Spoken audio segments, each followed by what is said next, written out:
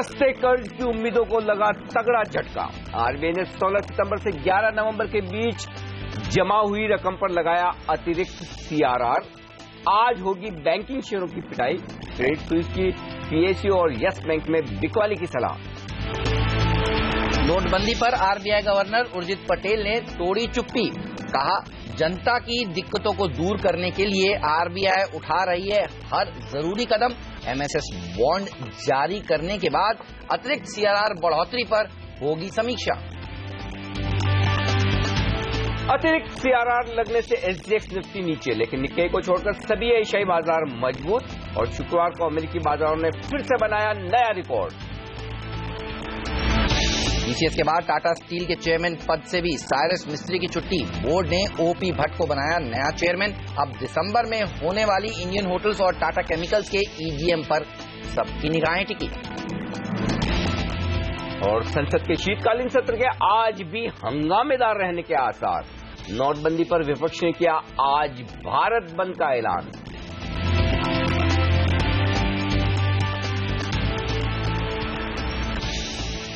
शुक्रवार को सीरीज की शुरुआत हुई मजबूती के साथ, लेकिन इस बीच बड़ी खबर सीआरआर को लेकर। तो क्या बैंकिंग शेयरों पर दबाव बनेगा और क्या फिर से निफ्टी फिसलेगा, और अगर हाँ तो फिर इस गिरावट में क्या खरीदारी का मौका है या फिर करें बिकवाली? इस पर हमारा खास फोकस। नमस्कार, मार्केट काउंटडाउन में आप सबका स्वागत है। मैं हूं अनिल सिंह। नमस्कार, और मैं हूं हेमंत घई, और हमारे साथ जुड़ चुके हैं हमारे मेहमान powermywealth.com के संदीप वागले साहब हमारे साथ स्टूडियो में शामिल हो चुके हैं। आपका स्वागत है। और कुछ ही देर में मनीलिशियस कैपिटल के अविनाश गुरश्कर भी हमारे साथ जुड़ेंगे। लेकिन आप देखिए ग्लोबल मार्केट्स की तस्वीर। यूएस में जबरदस्त तेजी देखने को मिली। शुक्रवार को आधा ही दिन कारोबार हुआ, लेकिन देखिए एसएनपी ने भी और डाउ ने भी फिर से एक नया रिकॉर्ड वहां पर जड़ा। यूरोप के बाजारों ने भी हरे निशान के साथ समाप्ति दी, और एशियाई बाजार भी देखिए इस समय आपको ज्यादातर मार्केट्स हरे निशान में दिखेंगे।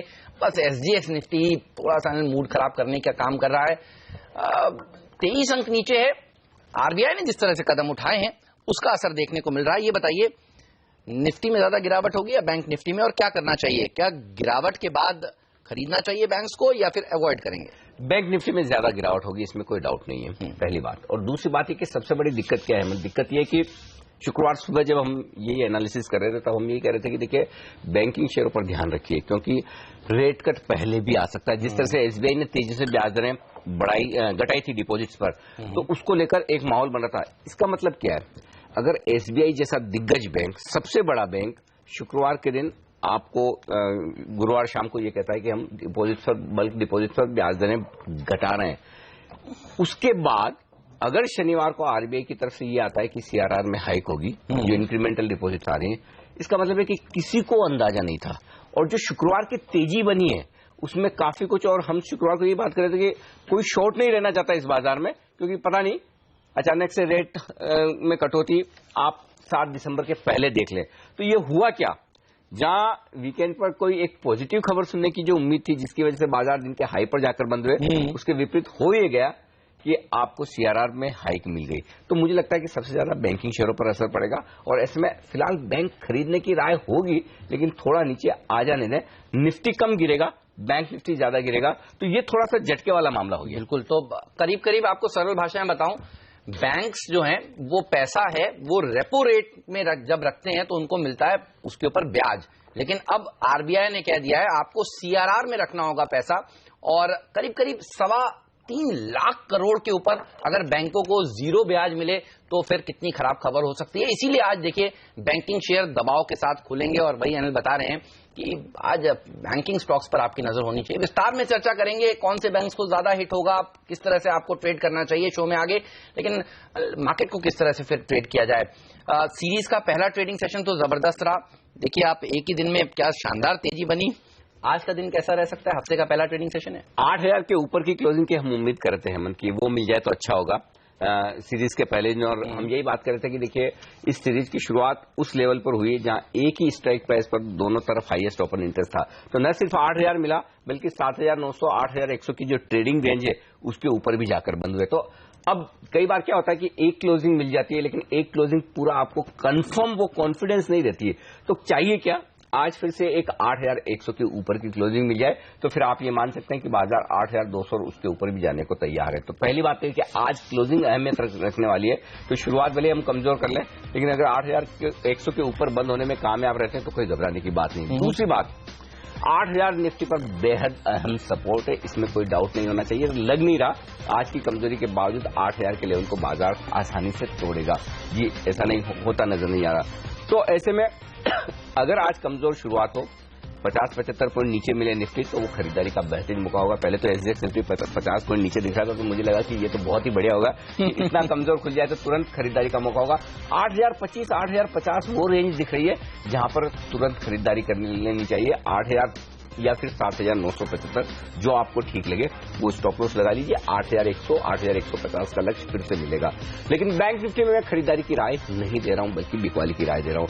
और 18,650 और ये एग्जैक्टली शुक्रवार का ट्रेड है जो हमने यही कहा था कि 18,500 पर बैंक निफ्टी बेचेगा, ऊपर आ जाए तो 18,650 का स्टॉप लॉस। तो वही एग्जैक्टली फिर से टारगेट 18,300 का है। लेकिन अगर आप एक काउंटर ट्रेड लेना चाहें बैंक निफ्टी का, हालांकि आज मैंने दिया नहीं है लेकिन बहुत एग्रेसिव ट्रेडर हैं, तो आप 18,300, 18,250 के आसपास खरीद सकते हैं। 100 पॉइंट का स्टॉप लॉस लगा सकते हैं 18,150 का। ऐसा भी नहीं लग रहा कि इन सब खबरों के बावजूद भी बैंक निफ्टी 18,150 को तोड़ेगा, तो वहां सपोर्ट भी लेना चाहिए। लेकिन फिर भी मैं खरीदारी के पहले थोड़ा सा इंतजार करना चाहता हूं। खरीदारी का कॉन्फिडेंस निफ्टी में ज्यादा है, बैंक निफ्टी में कम है। सेक्टर मेटल्स रहेंगे मजबूत, बैंक्स रहेंगे कमजोर। बहुत आसान सा आज इक्वेशन है। तो ओवरऑल गिरावट में खरीदारी की मौके ढूंढने की आज रणनीति ढूंढ। चलिए बाय ऑन डिप्स ये रणनीति होनी चाहिए। और नजर रखिएगा डॉलर इंडेक्स पर भी, यहां से भी अच्छी खबर है। अब देखिए लगातार मजबूत हो रहा था और अब इसने थकान दिखानी शुरू करी है, जो कि इमर्जिंग मार्केट्स के लिए अच्छी हो सकती है। 102 के आसपास जा रहा था, अब थोड़ा सा नरम पड़ता हुआ दिख रहा है। तो वागले साहब क्या बुलिश है मार्केट पर? चलिए पूछते हैं उनसे। सर गुड मॉर्निंग, कैसे ट्रेड करेंगे निफ्टी को आज आप? Good morning Hemant, good morning sir. I think bank Nifty का ये जो न्यूज है, अभी हमको ये सोचना है कि whether the bank Nifty will drag the Nifty down और the Nifty will pull the bank Nifty. अब मुझे लगता है निफ्टी बैंक निफ्टी को खींचेगा, शायद ये आज नहीं होगा। ओके बैंक निफ्टी के मैं पहले लेवल्स की बात करूं, मैंने 18,450 और 18,880 ये लेवल्स दिए, बट वो नहीं होल्ड करेंगे। ऑब्वियसली ये न्यूज जब जैसे डिस्काउंट होगी, जी बैंक निफ्टी दिसंबर फ्यूचर्स 18,200 के ऊपर जब तक रहता है मुझे चिंता नहीं है। अगर उसके नीचे कंसिस्टेंटली ट्रेड होता है तो शायद वो निफ्टी को ड्रैग करे, लेकिन ऐसा नहीं होता है तो मैं मानता हूं निफ्टी में बाइंग करनी चाहिए। 25-50 पॉइंट नीचे आता है तो लेना चाहिए, बाय करना चाहिए। 8050 का स्टॉप लॉस रखे। 8250 का मेरा अगले कुछ दिनों का टारगेट है, ना कि 1 या 2 दिन। लेकिन मुझे लगता है निफ्टी में बॉटम हो गया है और अगले 2-3 दिन का व्यू लेते हैं तो Nifty will pull the bank Nifty up और बैंक निफ्टी शायद टाइम वाइज कंसोलिडेट करे। आपके मुंह में घी शक्कर। तो सोमवार को देखिए पहला कॉल जो आ रहा है निफ्टी पर वो तेजी का आ रहा है। 8,250 तक के लेवल देखने को मिल सकते हैं, तो घबराने की जरूरत नहीं है। बाय ऑन डिप्स का मार्केट होता हुआ दिख रहा है। एक और अच्छा आंकड़ा दिख रहा है और वो है FIS की तरफ से। बिकवाली का जरूर है, लेकिन देखिए जो फिगर्स थे 4 डिजिट के बिकवाली के वो घट गए हैं और डिमोनेटाइजेशन के बाद से सबसे छोटा आंकड़ा नजर आ रहा है। 375 करोड़ रुपए की बिकवाली करी है। ये बताइए आज खरीदारी का फिगर आएगा या नहीं आएगा? ये अंदाजा लगाना थोड़ा मुश्किल काम है। वैसे लग नहीं रहा कि आज खरीदारी का फिगर आ जाए, ये कॉन्फिडेंस से कहना चाहिए क्योंकि बैंक से है। लेकिन एक चीज जो बॉटम बनने की बात वागले साहब कर रहे थे उस पर मैं आऊं। हम शुक्रवार को यही बात कर रहे थे कि देखिए 8,100 के ऊपर क्लोजिंग मिल जाए, 8,000 के ऊपर मंदी काटिए, 8,100 के ऊपर बंद हो तो ये समझिएगा कि 7,915 पर बॉटम बना दिया है। तो पहला संकेत मिल चुका है शुक्रवार की क्लोजिंग से। अगर आज फिर से 8,100 के ऊपर बंद होते हैं तो ये कंफर्म संकेत है कि आप 7,900 के आसपास बॉटम बना चुके हैं। फिर आप 8,200 को पहले पार करेंगे, फिर 8,500 की तरफ बढ़ेंगे। ये बात तो अलग हुई। लेकिन फिलहाल जहां तक FIS के आंकड़ों का सवाल है हेमंत, जो आंकड़े कैश में दिख रहे हैं उससे बेहतरीन आंकड़े वायदा कारोबार के। 1,700 करोड़ के इंडेक्स फ्यूचर्स और स्टॉक फ्यूचर्स FIS ने खरीदे। हम कह रहे थे ना बृहस्पतिवार को जब ये सीरीज एक्सपायर हो रही थी, जितनी लाइट सीरीज उतना अच्छा रहे। तो आपने देखा फ्राइडे को क्या तेजी बनी। तो सबसे बढ़िया आंकड़े वहां के हैं और शॉर्ट टर्म ट्रेडर्स के लिए तो वायदा कारोबार के आंकड़े ज्यादा अहमियत रखते हैं। तो एक और कैश में बिकवाली का दबाव कम होना। दूसरा आप देखिए एक और बढ़िया आंकड़ा जिसे इग्नोर नहीं करना चाहिए और वो है 1,000 करोड़ की डोमेस्टिक फंड की खरीदारी का। घरेलू फंडों ने 1,000 करोड़ की खरीदारी की। तो इसके दम पर आज आप निफ्टी भूल जाइए, बैंक निफ्टी भूल जाइए। हो सकता है बैंक निफ्टी आपको दबाव में रखे, निफ्टी को बढ़ने ना दे, लेकिन आपके लिए जो एक्शन होगा आज पूरा का पूरा मिड कैप शेयरों में होगा। इन घरेलू फंड की खरीदारी के आंकड़ों के दम पर सिर्फ और सिर्फ आपको मिड कैप शेयरों में फोकस करना चाहिए, क्योंकि निफ्टी बैंक निफ्टी अपने आप को बैलेंस करने की कोशिश करेंगे, लेकिन वो ऐसी स्पेस है मिड कैप शेयरों की, स्मॉल कैप शेयरों की, कैश मार्केट के शेयरों की, जहां पर एक्शन जबरदस्त दिखेगा। सीरीज के पहले दिन लगभग 2400 करोड़ के ऑप्शंस में खरीदारी हुई, दोनों ही है, पुट भी है, कॉल भी है एफआईएस की तरफ से, लेकिन ओवरऑल इससे बड़े आंकड़ों की आप उम्मीद नहीं कर सकते। भले ही आपको खरीदारी का नहीं दिख रहा है अभी भी, लेकिन फिर भी ये आंकड़े बहुत ही बेहतर है क्वालिटी में। ऑलराइट, चलिए तो क्वालिटी वाइज ये एक और अच्छे संकेत, तो 2-4 संकेत हम आपको बता चुके हैं। एफआईएस की छोटी सी बिकवाली और सबसे कम बिकवाली होना, डॉलर इंडेक्स का कमजोर होना, जो मजबूत हो रहा था वो थमना, और ग्लोबल मार्केट्स तो अच्छे हैं ही। अनिल से एफएनओ के डेटा किस तरह से नजर आ रहे हैं वो भी पूछेंगे, लेकिन उससे पहले वागले साहब का आप कॉल लेते हैं। सर बताइए कहां पर बुलिश हैं आप, कौन सा टॉप पिक है आज के लिए? हेमंत, मेरा टॉप पिक होगा HCL टेक। आईटी में मुझे बहुत ज्यादा स्ट्रेंथ लग रही है, सारे के सारे स्टॉक्स अच्छे हैं। मिड कैप तो आईटी में भी काफी स्टॉक्स है जो अच्छे है। मैंने ये चूज किया क्योंकि ये आउट परफॉर्म मुझे लगता है करेगा इन द टॉप स्टॉक्स। इसमें 783 का स्टॉप लॉस होगा, 840 का टारगेट होगा। ऑलराइट, चलिए तो आईटी इसने दरअसल पिछले हफ्ते बाजार को संभालने का काम भी किया है। इन्फोसिस जैसे स्टॉक्स में 1000 करोड़ रुपए की पिछले 2 ट्रेडिंग सेशंस में डिलीवरी बेस्ड बाइंग देखने को मिल रही है।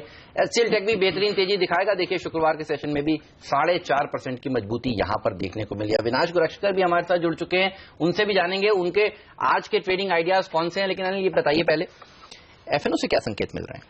हेमंत, शुक्रवार को आपको याद होगा हमने एक बात की थी कि मुझे याद नहीं आता कि पिछली बार कब मैंने ये देखा था कि सीरीज की शुरुआत में एक ही स्ट्राइक प्राइस पर दोनों हाईएस्ट ओपन। आपने कहा था आपके करियर में पहली बार ऐसा हुआ। हाँ, मतलब मुझे करियर में याद नहीं आता कि ऐसा कब मैंने पिछली बार देखा था।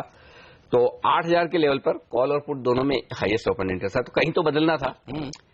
ये बदला है बेहतरी के लिए, कैसे जीत हुई है। हाँ, तो कॉल्स में जो हाईएस्ट ओपन इंटरेस्ट है वो 8000 से शिफ्ट होकर सीधा 500 पॉइंट ऊपर 8500 पर गया है। इसका मतलब ये कि जो शुक्रवार की तेजी हुई है उसमें मंदी करने वाले पहली बार पिछले 1 महीने में बैकफुट पर दिखे, और उन्होंने सोचा है कि अब इन लेवल्स पर कॉल्स बेचना ठीक नहीं है, बेचना है तो बहुत ऊपर जाकर बेचिए। और 8100 के ऊपर की क्लोजिंग में काफी कुछ शॉर्ट कवरिंग भी हुई है। तो कल के एक जरूर बात कहूंगा कि शुक्रवार को जो कुछ तेजी हुई है उसमें पोजीशंस हल्की होती हुई दिखी। तो अभी भी शुक्रवार की तेजी में जो कॉन्फिडेंस होना चाहिए प्राइस को देखकर वो नहीं है। क्यों नहीं है?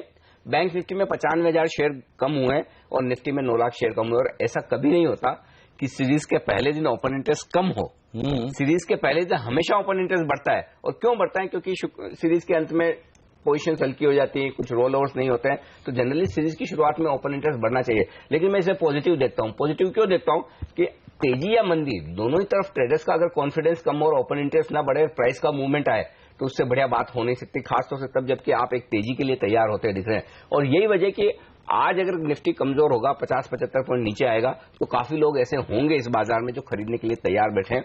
तो ये एक अच्छा संकेत है, और अच्छा संकेत ये कि ऊपर की आपके लिए जगह खुलती हुई नजर आ रही है। तो यही वजह है कि मैं 8025, 8050 अगर मिल जाए निफ्टी पर तो डेफिनेटली खरीदना चाहिए। क्यों 8000 अहम सपोर्ट है?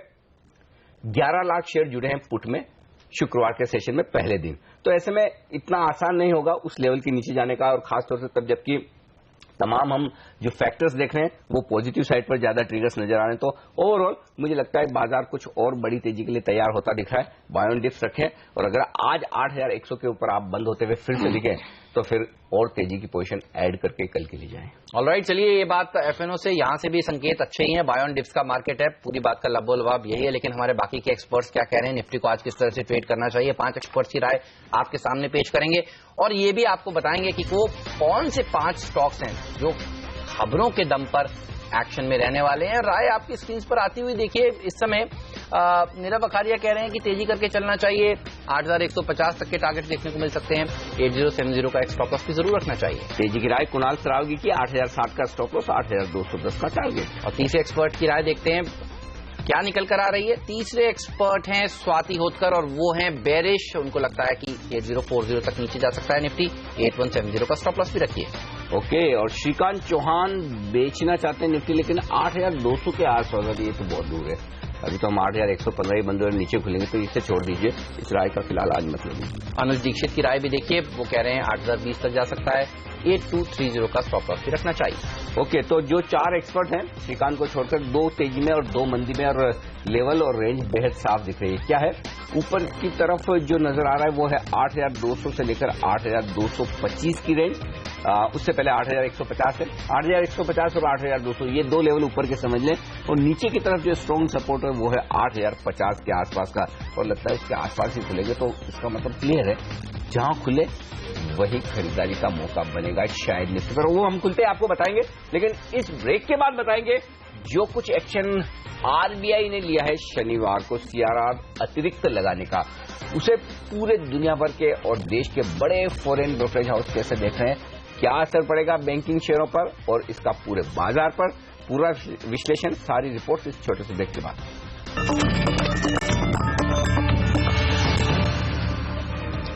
स्वागत है आप सभी का सीएनबीसी आवाज पर, और आज की सबसे बड़ी खबर तो यही है कि आरबीआई ने कहा है कि बैंक्स को अब ज्यादा सीआरआर मेंटेन करना होगा, यानी करीब करीब 3.25 लाख करोड़ रुपए के ऊपर अब बैंकों को ब्याज नहीं मिलेगा, जो रिवर्स रेपो में रखते तो उनको मिलता।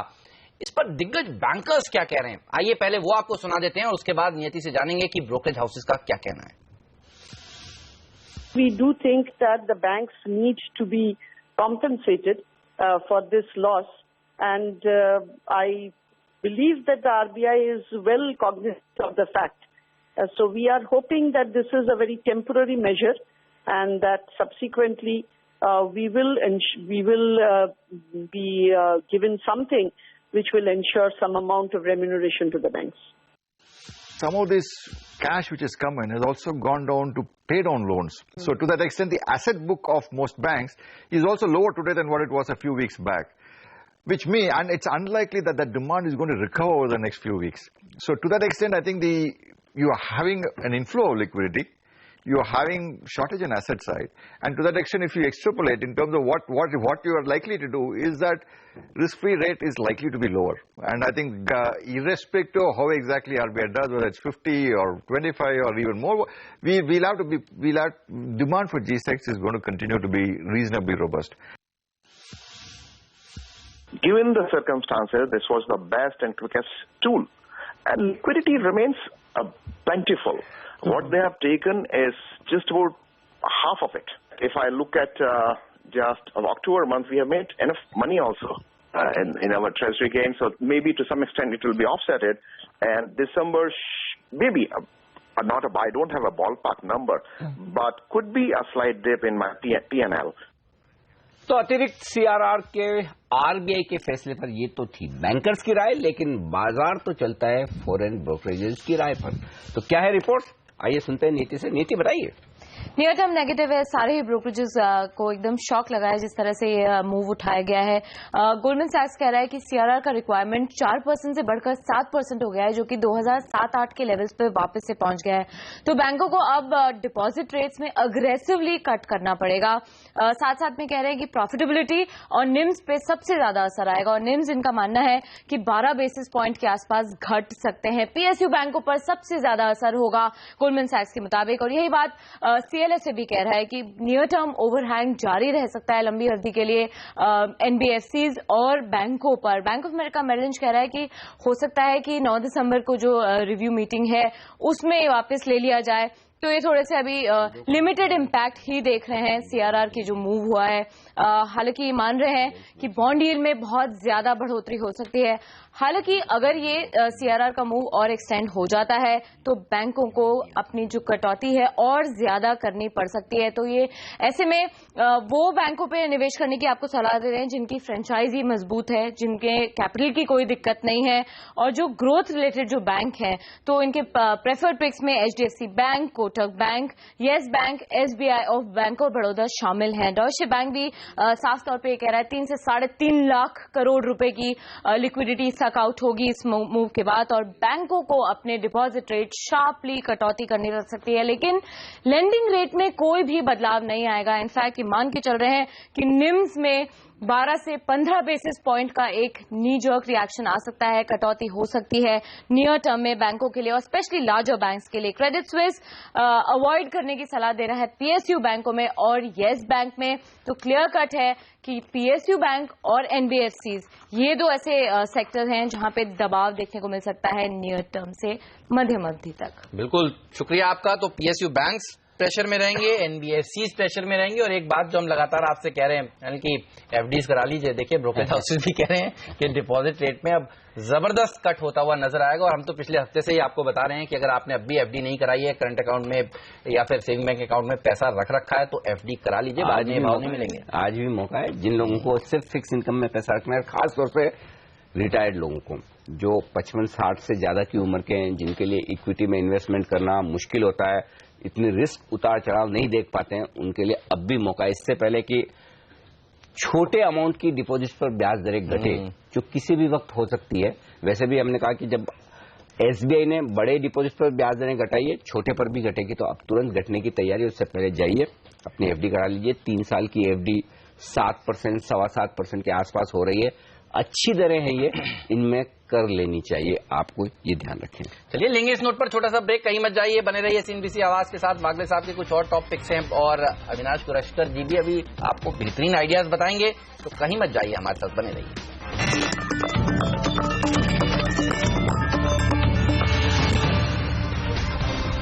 मार्केट काउंटडाउन में आप सभी का स्वागत है। हमारे दो एक्सपर्ट्स हमारे साथ बने हुए हैं, संदीप वागले जी, अविनाश कुरश्कर जी। अविनाश स्वागत है आपका, गुड मॉर्निंग। बताइए आपके आज के 2 टॉप पिक्स क्या हैं, कहां पर बुलिश हैं? इनफैक्ट हेमंत, मुझे लग रहा है कि आईटी स्पेस में हमको एचसीएल टेक ही पसंद है और फंडामेंटली हमको लग रहा है कि जिस प्रकार का रिस्क रिवॉर्ड है, मेरे ख्याल से इस कंपनी ने 2 बड़े एक्विजिशंस किए हैं जिसका इम्पैक्ट हमको अर्निंग्स में एक FY18 में देखने को मिलेगा। हालांकि FY17 में भी अर्निंग्स ग्रोथ अच्छी रहेगी और करंट प्राइस पे हमको लग रहा है रिस्क रिवॉर्ड में कम से कम अगर 6 to 12 मंथ्स का व्यू ले तो होपफुली अगर एक बार यूएस की पॉलिसी क्लियर होती है आउटसोर्सिंग पे तो यहाँ पे हमको लग रहा है कम से कम 900-920 का टारगेट प्राइस पॉसिबल है। दूसरा स्टॉक हिंदुस्तान जिंक रहेगा। यहाँ पे जिस प्रकार की तेजी हमने जिंक में देखी और मेटल्स में जिस प्रकार का मूवमेंट देखा है, हमको लग रहा है कि आने वाले 2 क्वार्टर्स भी काफी अच्छे रहेंगे। कंपनी कैश रिच है, डेट फ्री है, तो फंडामेंटली सही मेरे ख्याल से पोजीशनड है आने वाले 2 क्वार्टर्स को काम अच्छा करने के लिए।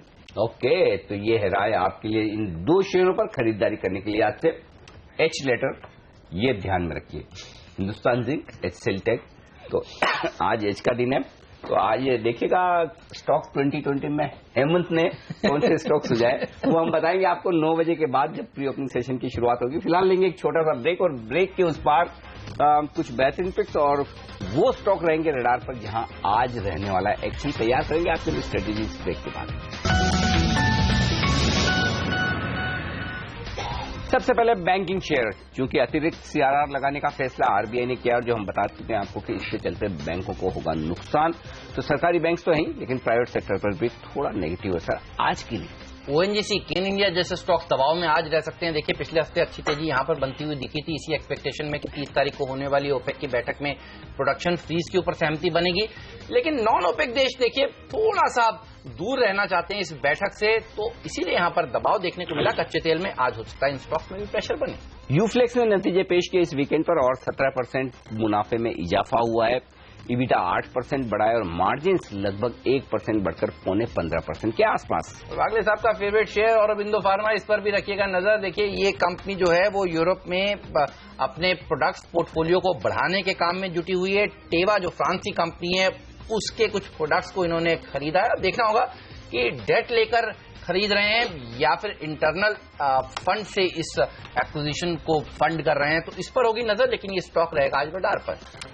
एडलवाइज, इस स्टॉक पर भी रखिए नजर। कैथलीन सीरियर बैंक, ये एक ऐसा बैंक है जिसमें एडलवाइज की स्टेक है। एडलवाइज पहले इस बैंक को पूरी तरह से खरीदने का भी काफी बार प्रयास कर चुकी है, वो फाइनल नहीं हुआ। लेकिन फेयरफैक्स ये एक इन्वेस्टर हैं जो कैथलीन सीरियन बैंक में हिस्सेदारी खरीद सकते हैं। वो खरीदेंगे तो जाहिर सी बात है कि एडलवाइज की जो हिस्सेदारी है उसका वैल्यूएशन भी बढ़ेगा, तो इनडायरेक्टली इस स्टॉक के लिए फायदे की बात है।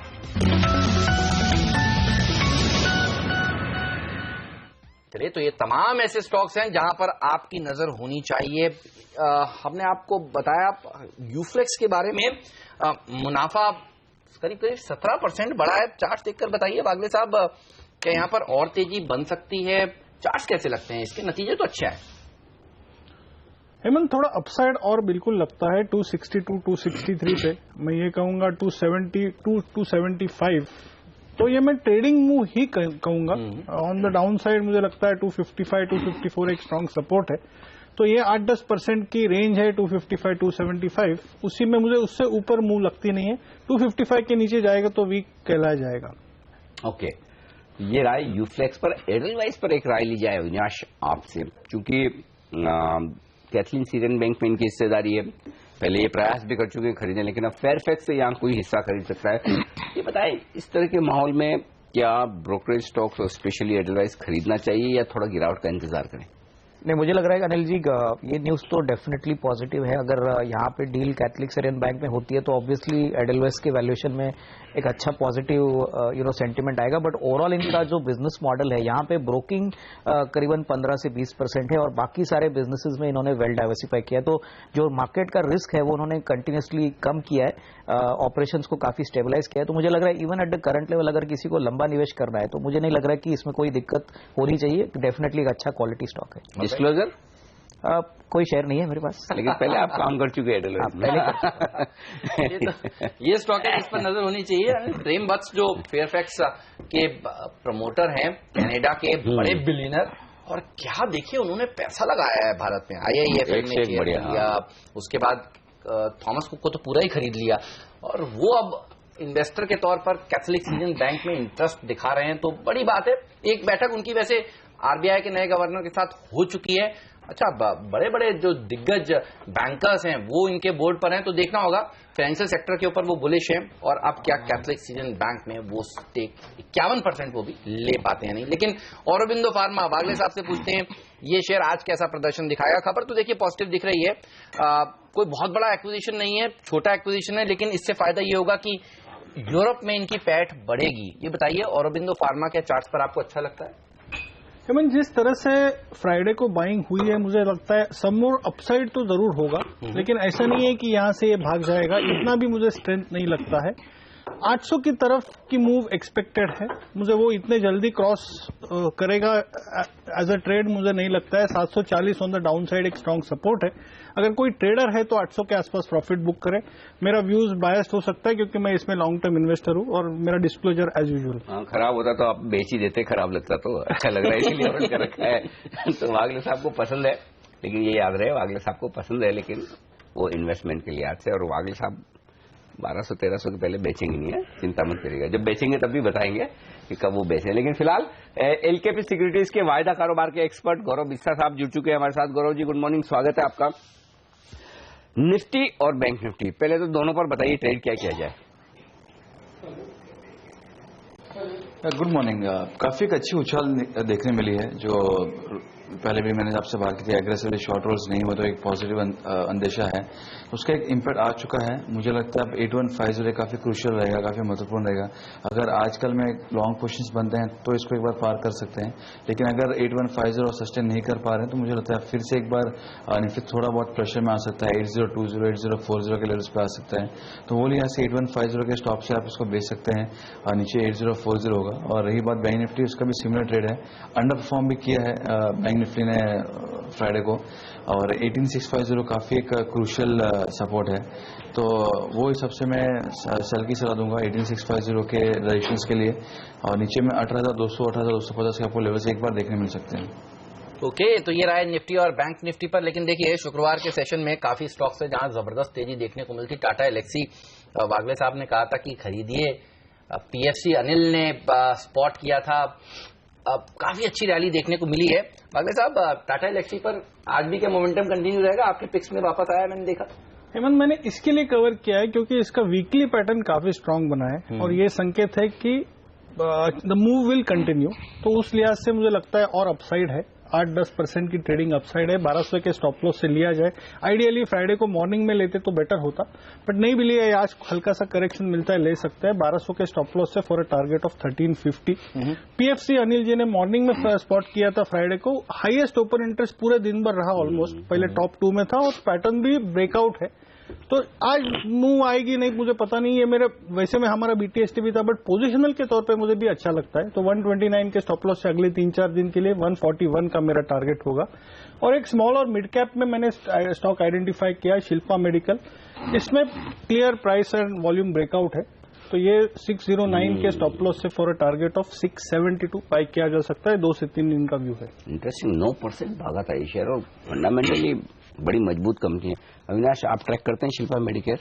हाँ, इनफैक्ट इनका बिजनेस मॉडल अनिल जी काफी स्ट्रांग है और मेरे ख्याल से इवन एट डीज लेवल अगर कोई लंबा निवेश करता है, इनका तो टेक्निकल व्यू है, बट मुझे लग रहा है कि अगर नेक्स्ट 12 to 18 मंथ्स का व्यू ले तो इनके पास जिस प्रकार का प्रोडक्ट बुके है और जिस प्रकार के इनके मार्केट्स है, हमको लग रहा है डेफिनेटली यहाँ पे अच्छा निवेश का मौका है, obviously from a long term point of view. Avinash, आप MGL पे भी काफी बुलिश हैं, बताइए किस तरह के टारगेट्स देखने को मिल सकते हैं और ये स्टोरी आपको कितनी अच्छी लगती है लॉन्ग टर्म के लिए भी, क्योंकि हमने देखा है ऑयल मार्केटिंग कंपनी में तो जबरदस्त प्रदर्शन दिखाया है, क्या अब गैस मार्केटिंग कंपनी में भी तेजी होगी?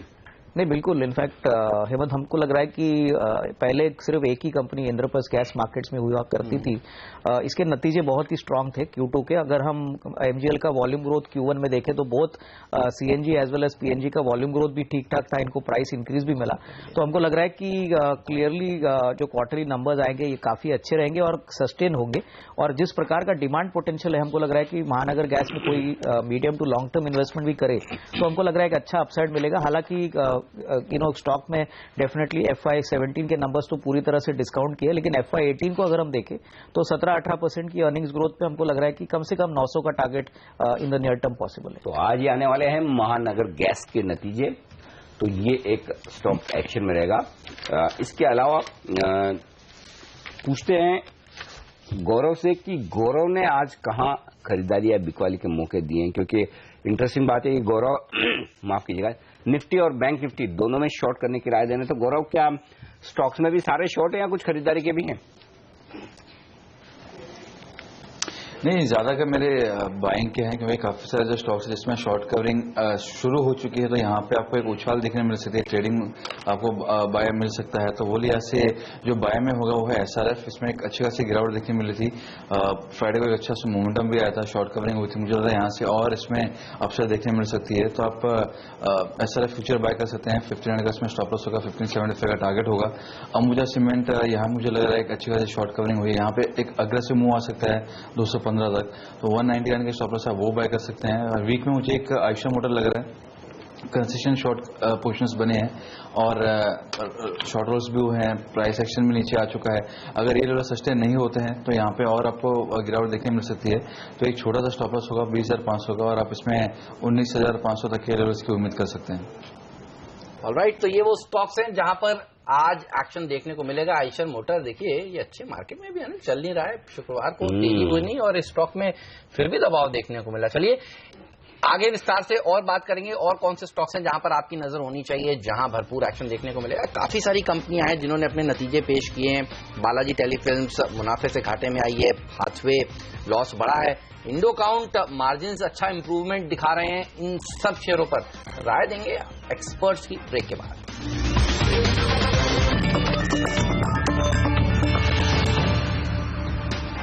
स्वागत है आप सभी का CNBC आवाज पर। आप देख रहे हैं मार्केट काउंटडाउन। संदीप वागले जी, अविनाश गुरश्कर जी, गौरव बिस्सा साहब हमारे साथ बने हुए थे। मानस जायसवाल जी भी हमारे साथ जुड़ चुके हैं। मानस, बताइए निफ्टी पर और बैंक निफ्टी पर आपका क्या कॉल है आज के लिए?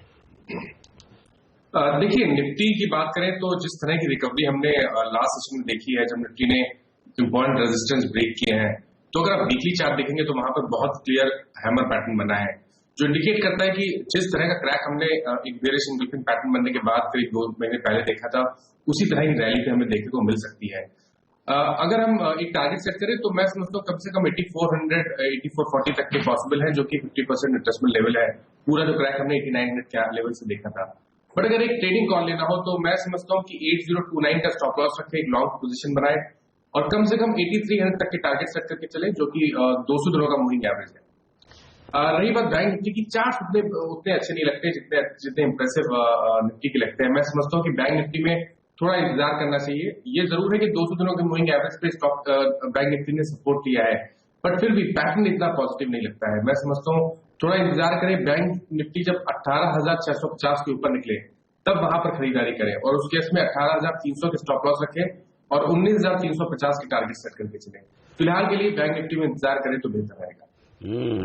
बैंक निफ्टी खरीदे लेकिन 18,650 के आसपास, और ये वही लेवल है जो हमारा शॉर्ट का स्टॉप लॉस है, जो शुक्रवार को भी बताया था, आज भी बताया, तो उसके पार निकले तो डेफिनेटली ये बात तो सही है जो मानस कह रहे हैं कि एक बाय सिग्नल और आता हुआ दिखेगा चार्ट्स के लिहाज से भी, तो वहां पर नजर रखनी चाहिए। तो बात हुई कंडीशनल शॉर्ट की बैंक निफ्टी में, लेकिन मानस बताएं फिर स्टॉक्स कौन से हैं आपकी लिस्ट में और किस तरफ तेजी या मंदी? देखिए, अगर हम सेक्टर की बात करें तो आईटी एक ऐसा स्पेस है जहां पर रिवर्सल के साइन देखने को मिले हैं। अगर आप निफ्टी आईटी के चार्ट देखेंगे तो मैं समझता हूं काफी समय के बाद हमें बहुत क्लियर रिवर्सल के साइन देखने को मिले हैं डेली चार्ट पे, जहां पर निफ्टी आईटी इंडेक्स ने 50 दिनों का मूविंग एवरेज ब्रेक किया है। वहीं पर वीकली चार्ट पे मॉर्निंग स्टार पैटर्न बना है, तो बिल्कुल पॉजिटिव संकेत है। ऑसिलेटर्स ऑसिलेटर्स है वो पॉजिटिव क्रॉसओवर दे रहे हैं, तो आप उम्मीद कर सकते हैं कि जो रैली हमने फ्राइडे के सेशन में आईटी स्टॉक्स में देखी थी वो अभी कंटिन्यू रहेगी। और अगर एक स्टॉक चूज करना हो तो बिल्कुल लार्ज कैप के साथ जाएंगे, क्योंकि जिस तरह का पैटर्न इनफी का बना है पॉसिबिलिटी बिल्कुल बनती है। अगर आप निफ्टी आईटी देखें और इनफी देखें तो चार्ट्स काफी कुछ सिमिलर है।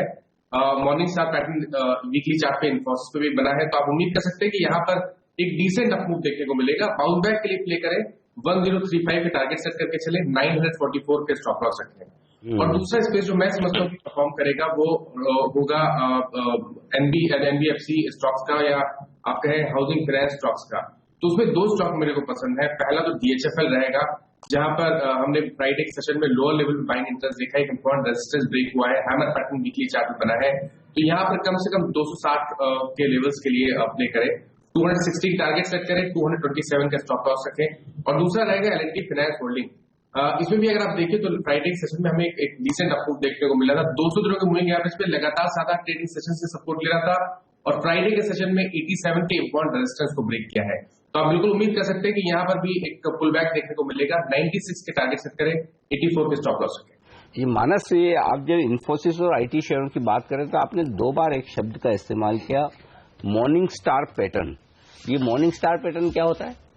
देखिए, हम नॉर्मली जब मॉर्निंग स्टार पैटर्न देखते हैं तो उसमें एक पॉइंट ये है कि एक बेरिश एनगल्फिंग पैटर्न, एक क्रैक होने के बाद एक बेरिश एनगल्फिंग पैटर्न बनता है, और उसके बाद अगर आप देखें तो एक स्मॉल कैंडल, एक वीक अगर आप देखिए तो मेरे ख्याल से पिछले हफ्ते की बात करेंगे तो उस वीक में एक स्मॉल कैंडल बना था, और उसके बाद जब हम रैली देखते हैं, नेक्स्ट वीक जब हमने रैली देखी तो उसमें जो पिछला कैंडल, जो एक बेरिश कैंडल था, उसका 50% से ऊपर की क्लोजिंग होती है, तो वो एक रिवर्सल के साइन है। जिस तरह के बेरिश इंगल्फिंग पैटर्न या बुलिश इंगल्फिंग पैटर्न के इफेक्ट्स आते हैं, वैसे ही मॉर्निंग स्टार पैटर्न को भी बहुत ही क्लियर रिवर्सल के साइन की तरह देखना चाहिए हमें।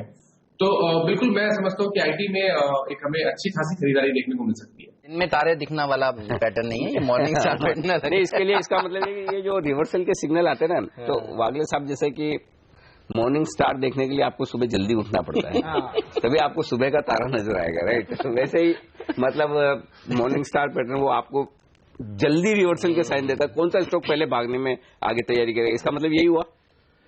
आप भी तो देखते होंगे ये। मैं मानस के साथ हूँ, ये एक रिवर्सल पैटर्न। हम भी मानस के साथ ही हैं।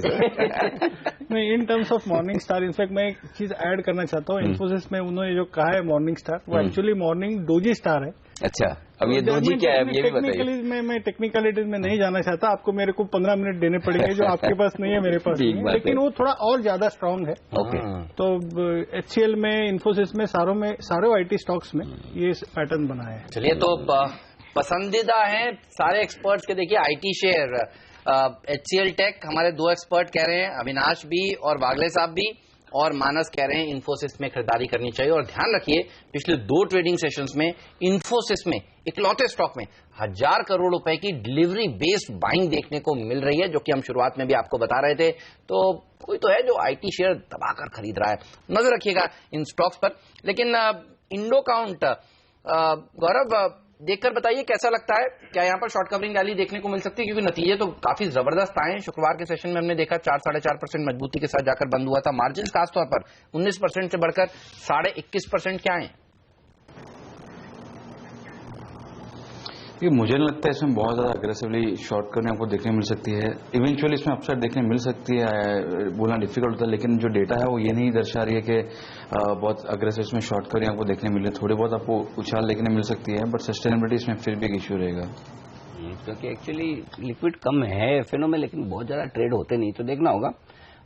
लेकिन मुश्किल से 6 लाख शेयरों का कारोबार हुआ है, 4.5% मजबूत हुआ है शुक्रवार को। आज नतीजे तो ठीक है, देखते हैं कुछ और मजबूती बढ़ती है नहीं, लेकिन एसएस निफ्टी स्टेबल है, कोई खास रुझान है नहीं, वही 15-20 पॉइंट की कमजोरी की रेंज में ट्रेड कर रहा है। निक्के थोड़ा नीचे जरूर है 0.1%, लेकिन बाकी तमाम एशियाई बाजार हैं मजबूत, खासतौर से हांगकांग और शंघाई।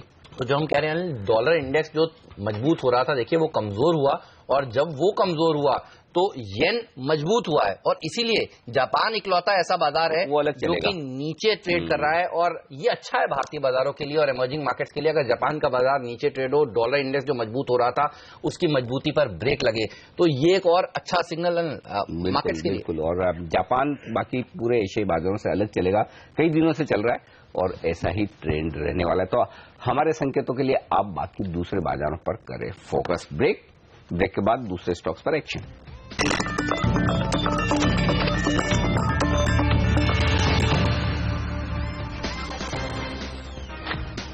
हमारे एक्सपर्ट्स हमारे साथ है संदीप वागले साहब, अविनाश गोरक्षकर, गौरव बिस्ता और मानस जायसवाल। फोकस उन स्टॉक्स पर जहां पर एक्शन देने वाला। ये बालाजी टेलीफिल्म, अविनाश, इसके रिजल्ट कब अच्छे आएंगे? यार इतने सीरियल बनाते हैं, इतनी पिक्चर बनाते हैं, और अच्छा बहुत सारी हिट होती है, सबकी रेटिंग ऐसे दिखती है कि बढ़िया रेटिंग आ रही है, सब कुछ है। और ये भी क्या नाम पे बहुत बनाते हैं इनके सीरियल सारे, भी कभी बहू सीते शुरू हुआ, और पिक्चर भी काफी क्या नाम पे बनाई है। तो ये कब इसके रिजल्ट कब अच्छे दिखेंगे? नहीं, आई थिंक ये तो मेरे ख्याल से मैनेजमेंट को डिसाइड करना पड़ेगा कि कभी रिजल्ट्स अच्छे आएंगे। But I think overall Anil ji, बहुत सारी ऐसी कंपनीज है एंटरटेनमेंट स्पेस में जो ऑब्वियसली फाइनेंशियल्स के पॉइंट ऑफ व्यू से काफी वीक है। इनफैक्ट इन कंपनी के पास अगर हम इनकी कैश देखें तो काफी बड़ी कैश पोजीशन है, बट ओवरऑल जो भी फंडामेंटल अगर पॉइंट्स देखें, जैसे कि अर्निंग्स और रिटर्न ऑन इक्विटी या प्रॉफिटेबिलिटी एब्सोल्यूट टर्म्स में, तो काफी डिसअपॉइंटेड इन्होंने रिटेल इन्वेस्टर्स को किया है। तो मेरे ख्याल से यहाँ पे इंस्टीट्यूशनल इंटरेस्ट तो है ही नहीं, बट इवन रिटेल इन्वेस्टर्स में भी काफी टाइम से ये स्टॉक्स इग्नोर्ड ही है। तो clearly better wait, I mean avoiding करे तो ही अच्छा रहेगा। अगर ये सीरियल बनाते रहे ना तो शायद इनका प्रदर्शन अच्छा हो। दिक्कत ये है कि ये फिल्म बनाने उतर जाते हैं यार, तो फिल्म में भी चलती तो है, ऐसा नहीं। वही कारोबार देखिए, इस बार के नतीजों में भी फिल्म कारोबार ने वीकनेस दिखाई है। कौन सी फिल्म? मतलब फिल्में तो बहुत सारी फिल्में 100-200 एक्चुअली जो चलती है ना उसके नाम सबको पता होते हैं, जो नहीं चलती है ना वो नाम लोग भूल जाते हैं। हो सकता है। इनका तो वो फेमस पिक्चर भी था ना, डर्टी पिक्चर, वहां से पैसे बहुत अच्छे बने। हाँ, तो वो एक अच्छी मूवी और कितनी सारी और खराब मूवीज, उसका नाम एक विलेन नहीं यार, पिक्चर तो बहुत है, वो शोर इन द सिटी, एक विलेन, फिल्में तो बहुत बनाई। हमारी जितनी लिमिटेड नॉलेज है फिल्मों की, अब अच्छी याद रखेंगे यार, खराब को याद रखेगा। लेकिन तो दिक्कत तो देखिए खराबों से है। लेकिन एक चीज है, मतलब ये बात सही है कि खराब याद है, लेकिन एक चीज मुझे बताओ, कौन सी बालाजी टेलीफिल्म की ऐसी पिक्चर होगी जो रिलीज होने के पहले नहीं बिक जाती? या नुकसान होगा तो डिस्ट्रीब्यूटर को होगा, इनको का नुकसान? ये तो कैसे करके अपने खर्चे निकाल ही लेंगे। इनकी फिल्में तो बिकी जाती है आराम से। बट एनीवे, चलो इन्वेस्टर्स के लिए मुश्किल वक्त है कि फिल्में चलती है, सीरियल चलते हैं, लेकिन पैसा नहीं बनता है कंपनी का। लेंगे एक छोटा सा ब्रेक, और इस ब्रेक के बाद जब लौटेंगे आपके लिए लेकर आएंगे बाजार का भरपूर एक्शन। बताएंगे आपको कैसी होगी भारतीय बाजारों में रुपए की शुरुआत। वो बड़ी इंटरेस्टिंग होगी, क्योंकि 68 रुपए 46 पैसे पर मजबूती के साथ रुपया जाकर हुआ बंद शुक्रवार को। आज एक्शन कैसा रहने वाला है, क्योंकि बॉन्ड यील्ड्स में आएगी बढ़त, क्या कुछ रुपए में मजबूती और हो सकती है, संभावना है, देखना होगा। इसके अलावा प्री ओपनिंग सेशन, स्टॉक 2020 का अपडेट और साथ ही बाजार का भरपूर एक्शन, बिल्कुल ठीक शुक्रवार की तरह। शुक्रवार को 9:15 के बाद आपको मिला एसआरएफ, कैन बैंक, एनएचपीसी, ये तमाम पीएफसी, इसी तरह की बेहतरीन पिक्स आज भी होंगी हमारे रडार पर। जो कुछ एक्शन दिखेगा स्क्रीन पर वो सब कुछ मिलेगा आपको पहला सौदा में, इस छोटे से ब्रेक के बाद।